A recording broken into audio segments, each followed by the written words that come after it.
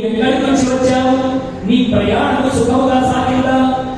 మొదలన్నీ కుశల ప్రశ్నలన్నీ అడుగుతూ ఉన్నాడు. అడిగి బ్రహ్మచారి, నేను చూస్తే బ్రహ్మవేత్తలాగా అనిపిస్తూ ఉన్నావు. నీ యొక్క వేదాభ్యాసములకు ఎలాంటి ఆటంకములు లేవు కదా? వేదములు బాగా చదువుతున్నావా? నీకు ఏమైనా కోరికలు ఉన్నాయా? నీ ముఖం చూస్తూ ఉంటే ఏదో అడగడానికే వచ్చినట్టు నాకు అనిపిస్తూ ఉన్నది.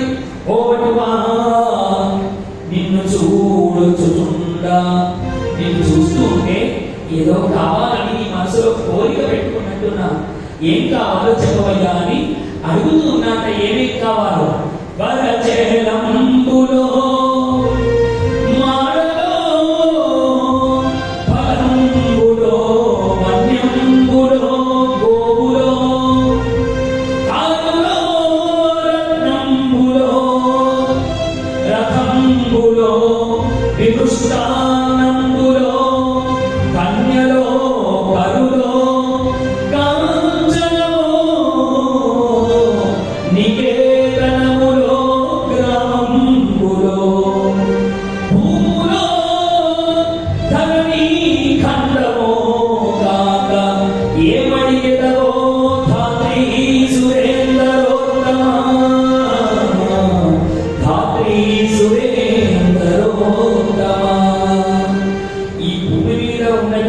బ్రాహ్మణులలో ఉత్తముడైన వాడా? ఓ వామన, ఓ వటువా, నీకేం కావాలయ్యా బ్రాహ్మణోత్తమ? మేలైన వస్తువులు కావాలా?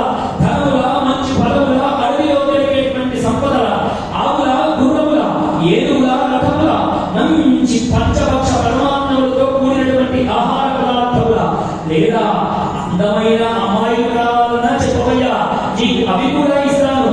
పరిచారకులు కావాలా? బంగారమా, భవంతుల, రత్నముల, హారముల, అగ్రహారముల, సస్యముల, లేదా భూమిలో ఏదైనా ఫలానా ఊరు జాగీరులు కావాలని వచ్చావా?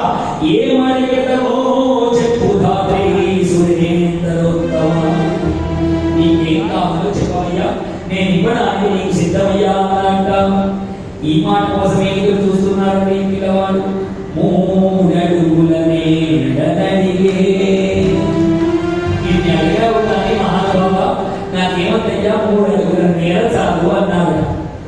ఎప్పుడైతే వామనుడు 3 అడుగుల నేల మాత్రమే చాలయ్యా అని అడిగాడో, బలిచక్రవర్తి ఒకసారి మనసులో అనుకున్నాక, వీడేమిట్రా పిల్లవాడు, నేను నీకు ఏమేం కావాలో అని అడిగితే ఈ 3 అడుగుల నేలని అడిగాడేమిటి అని విస్తుపోయాడ. సరే, ఆ 3 అడుగులు కూడా ఎలా అడిగాడండి? నా పాదముతో